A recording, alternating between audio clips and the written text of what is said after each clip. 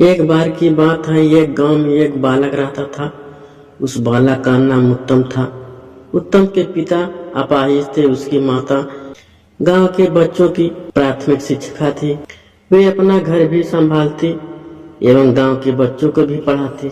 उत्तम जब बड़ा हो रहा था, वह इतना समझने लगा था कि घर का सारा बोझ उसकी माता पर ही है। वह अपनी माता के बोझ को बांटना चाहता था। वह अपनी माता के गृह कार्य में उनकी मदद करता था। अब वह बड़ा हो चुका था, इसीलिए पास के गुरुकुल में पढ़ने जाया करता था। एक दिन उसकी कक्षा में उसके गुरुजी ने बच्चों को बताया कि अच्छे कर्मों का अच्छा फल मिलता है और बुरे कर्मों का बुरा फल मिलता है। उत्तम के दिमाग में यह बात बैठ गई। उसने अपनी माता से पूछा, माँ क्या सच में अच्छे कर्मों का अच्छा फल और बुरे कर्मों का बुरा फल मिलता है? माँ ने उत्तर देते हुए कहा, हाँ बेटा। फिर उत्तम ने पूछा, माँ तो हम लोग तो सदैव अच्छे कर्म करते हैं, हमें फल कब मिलेगा? कितना समय लगता है अच्छे कर्मों का फल मिलने में माँ? माता अपने पुत्र के प्रश्नों को सुनकर हंसते हुए बोली, बेटा ये तो मुझे नहीं ज्ञात है, तुम ही बताओ।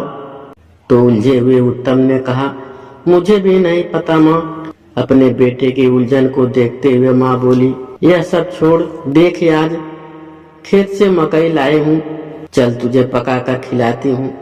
माता उत्तम का हाथ पकड़कर उसे रसोई में ले गई। वहाँ मकई पकाने लगी। उत्तम भी वहाँ बैठ गया, परंतु उसके दिमाग में वही प्रश्न घूम रहा था।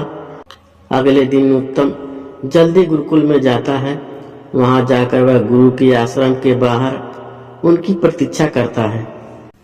गुरुजी बाहर उत्तम को देखकर अपनी कुटिया से बाहर आते हैं। फिर वे उत्तम से पूछते हैं, क्या बात है पुत्र, इतने सवेरे तुम यहाँ क्या कर रहे हो? अभी तो तुम्हारी कक्षा का समय नहीं हुआ। इस पर उत्तम गुरुजी से कहता है, गुरुजी मेरे प्रश्न मुझे विचलित कर रहे हैं। प्रश्नों के समाधान के लिए मैं आपके पास आया हूँ। गुरुजी ने उत्तम से कहा, पुत्र अपने प्रश्न पूछो। उत्तम ने पूछा, गुरुजी क्या यह बात सत्य है कि हमें अच्छे कर्मों का अच्छा फल मिलता है और बुरे कर्मों का बुरा फल मिलता है?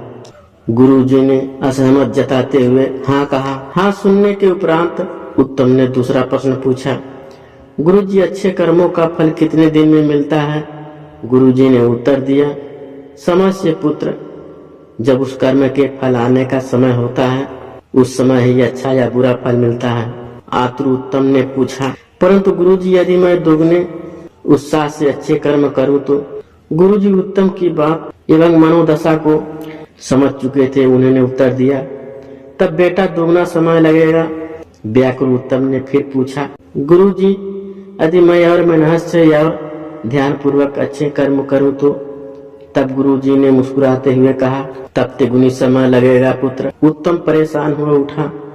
उसने गुरुजी से कहा, गुरुजी मैं जितनी अधिक मेहनत कर रहा हूँ अच्छे फल पाने की, यह अच्छा फल उतना दूर क्यों चला जाता है? गुरुजी ने मुस्कुराते हुए कहा, पुत्र क्योंकि तुम्हारा ध्यान फल पर है, कर्म पर नहीं। उत्तम कहता, मैं समझ नहीं पाया गुरुजी। गुरुजी ने कहा, मेरी बात ध्यान से सुनो पुत्र, तुमने कितने भी अच्छे बीज बोए हो और तुमने कितनी भी अच्छी खेती की हो, जब फसल आने का समय होगा तभी मिलेगा कि फसल अच्छी आएगी या खराब।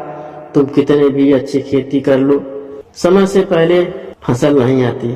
तुम कितनी भी बुरी खेती कर लो, समय से पहले बुरी फसल भी नहीं आती। वैसे ही पुत्र कर्म का फल तो तभी मिलता है जब कर्म के फलित होने का समय आता है। परंतु हाँ, यदि तुम केवल अच्छे फल की इच्छा से फल के ऊपर ध्यान केंद्रित करते हो, कर्म करोगे तो अच्छे फल मिलने की संभावना दूर होती जाएगी। उत्तम ने गुरु की बात सुनकर फिर पूछा, परंतु ऐसा क्यों गुरुदेव?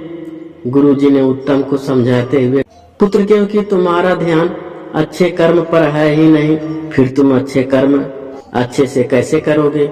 तुम्हारा ध्यान अच्छे फल पर है, इस कारण तुम अच्छे कर्म करने से चूक जाओगे।